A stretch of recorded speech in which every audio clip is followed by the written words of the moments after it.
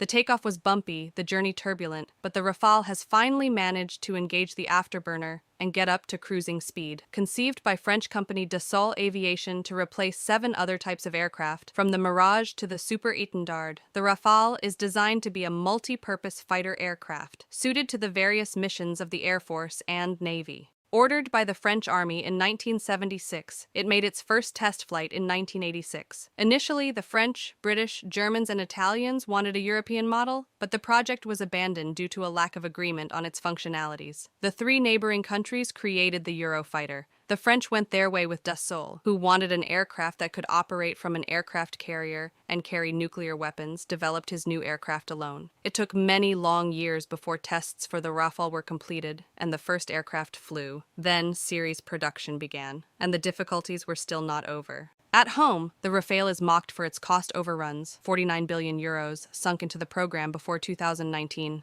and delays. Supposed to enter service in 1996, it only joined the French Navy in 2002 and the Air Force in 2006, more than 10 years behind schedule. Export sales were also a failure. The aircraft, which is too versatile and complex, is shunned by foreign armies, which prefer more specific models from Lockheed, USA, or Saab, Sweden. It is criticized for its maintenance costs and price, 90 to 100 million euros in 2013 excluding armament, or rejected for political or alliance reasons. This cursed period will soon come to an end. After all, the Rafale is proving its worth, with a string of successes in competitions and in combat situations, in Afghanistan, Iraq and Syria, Libya, then Mali. The tide is beginning to turn. First, the French armed forces increased their orders to 192 aircraft. Then, foreign armies followed. In 2015, Egypt ordered 24 aircraft, then 30 more in 2021.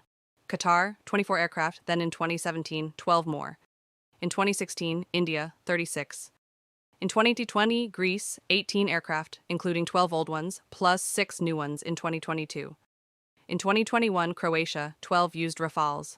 Also in 2021, the United Arab Emirates placed a record order, 80 F-4 Rafales plus 17 billion euros for munitions and helicopters. In 2022, Indonesia, 42 planes. Total, 48.7 billion euros for aircraft alone. France also increased its order to 225 aircraft by 2030. Let's take a look at the figures. Between 2013 and 2021, sales rose by 75%. The share of exports, shown here in navy blue, and with a time lag, the volume of deliveries, have also visibly increased. One black spot, however. France's closest partners, Poland, Germany, Belgium, the Netherlands, the UK, Italy, Norway, Finland, Denmark, and Switzerland have all bought Lockheed's F-35 in the last 5 years, in many cases to secure their place under the American protective umbrella, or for reasons of nuclear commitment. No offense to Dassault, now recognized for its excellent performance, interoperability, modernity, discretion, survivability, and unique ability to carry 1.5 times its weight in weapons and fuel, the Rafale has become a must-have. So Dassault is going in search of new markets. The group is in talks with Colombia, Serbia, and India.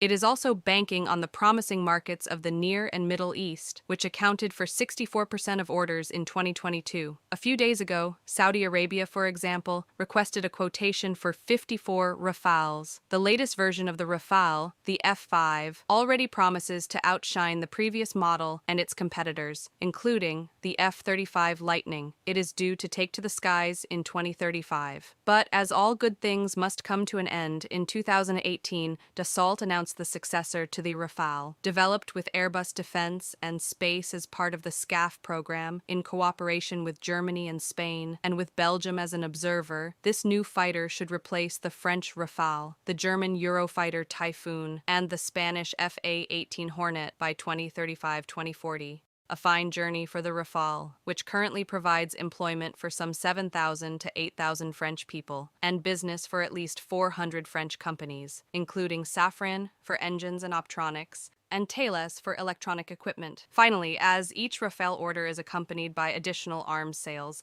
the latest contracts have propelled arms exports to unprecedented heights.